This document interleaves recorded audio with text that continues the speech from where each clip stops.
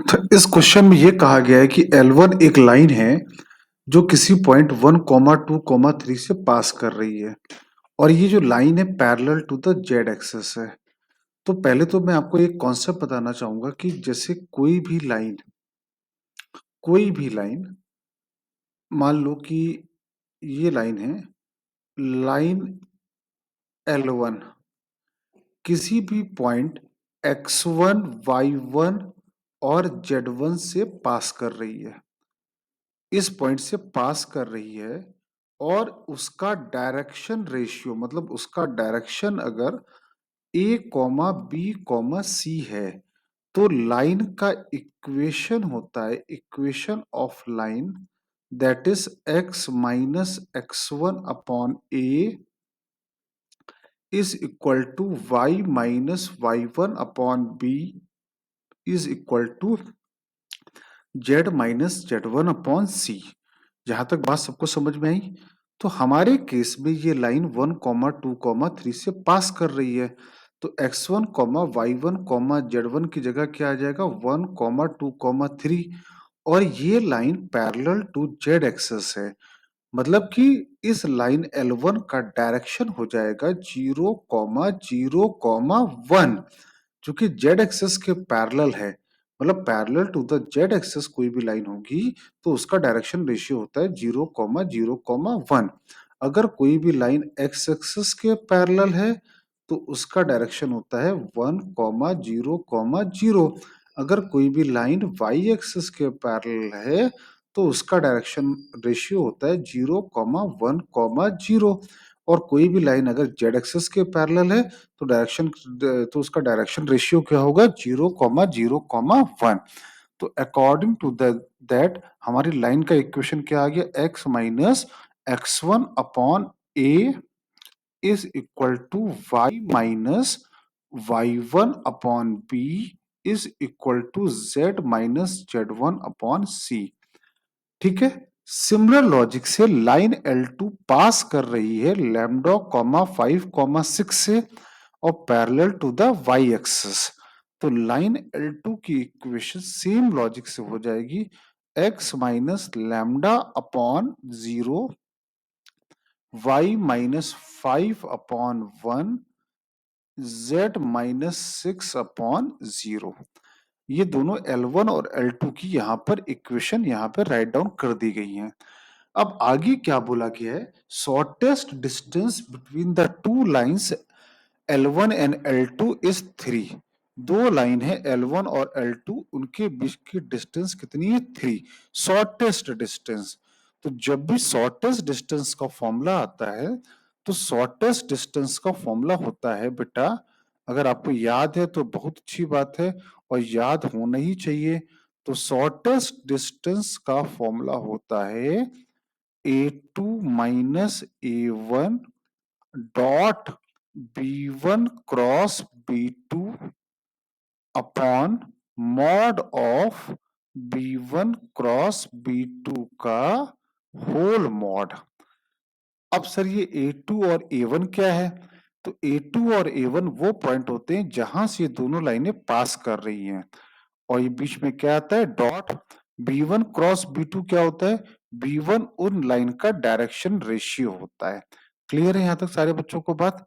तो A2 minus A1 क्या हुआ, तो A2 माइनस A1 जहां से ये लाइन पास कर रही है 1, 2, 3 और लैम्डा 5, 6, ये लाइन कहां से पास कर रही है 1, 2, 3 और लैम्डा 5, 6।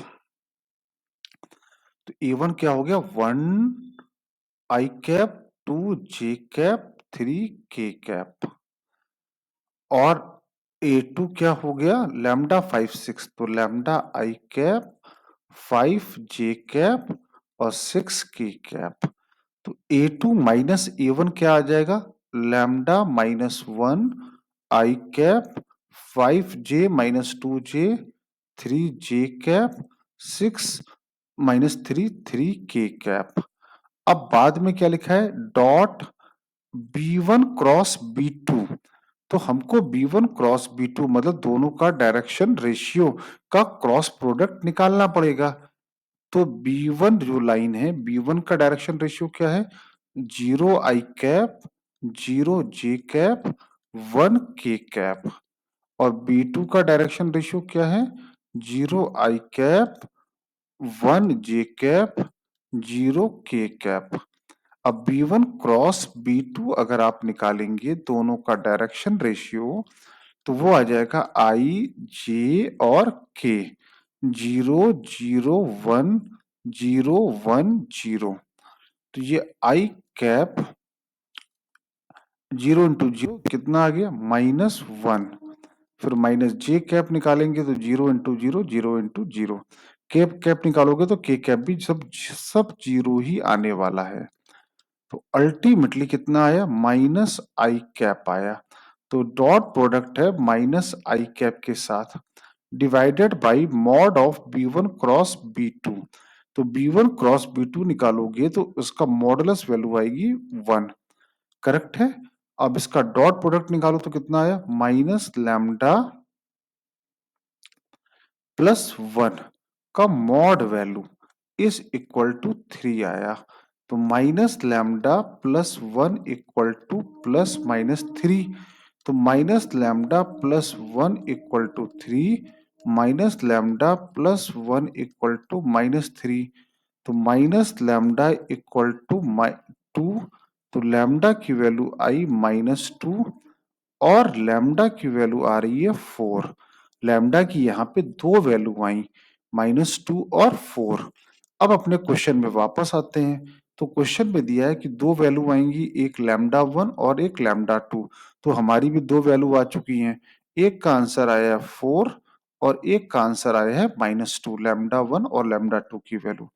अब क्या बोला है? शॉर्टेस्ट, अब क्या बोला है? Square of the distance of the point lambda 1 lambda 2 lambda 7 from the line L1। L1 से इस पॉइंट की डिस्टेंस निकालनी है। ठीक है। तो पॉइंट अगर हम बात करें, पॉइंट इन्होंने क्या बोला? लैम्डा 1 लैम्डा 2 और 7। तो लैम्डा 1 की वैल्यू आई 4, लैम्डा 2 की वैल्यू आई -2 और ये वैल्यू आई 7। इसकी डिस्टेंस निकालनी है इस पॉइंट P की। कहां से डिस्टेंस निकालनी है? लाइन L1 से, L1 लाइन। अब L1 लाइन हमारी क्या थी जो हमने ऊपर निकाली हुई है? L1 लाइन क्या थी? अगर देखो तो x -1 अपॉन 0, y मतलब ये पॉइंट 1 2 3 से पास कर रहा है। तो L1 लाइन जो ऊपर लिखी थी that is x -1 upon 0, y -2 upon 0, z -3 upon 1। Correct है। ये L1 लाइन, इस L1 लाइन से इस पॉइंट P की डिस्टेंस निकालनी है हमें। बेसिकली PQ की डिस्टेंस निकालनी है। अब इसको मान लो किसी T के इक्विवेलेंट कर दो। तो x बराबर क्या आया?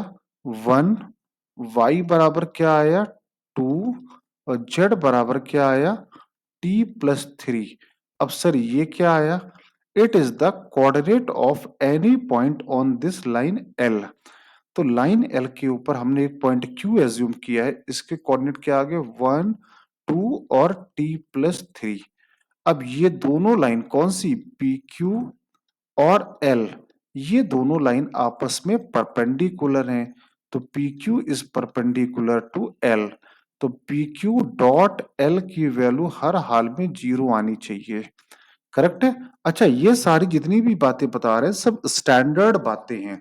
ऐसा नहीं है कि ये बातें इस सवाल में लग रही हैं अगले में नहीं लगेंगी। All of this things are standard. तो L की डायरेक्शन तो हमको पता है। L की डायरेक्शन क्या है? 0 0 और 1। L मतलब यहाँ पे L1 की बात हो रही है। अब पॉइंट P पता है, पॉइंट Q पता है। तो डायरेक्शन रेशियो ऑफ PQ क्या आ जाएगा? PQ की दो पॉइंट अगर हमको पता है तो उस लाइन का अगर हमको डायरेक्शन रेशियो पता है, पता करने का तरीका क्या होता है? x2 minus x1।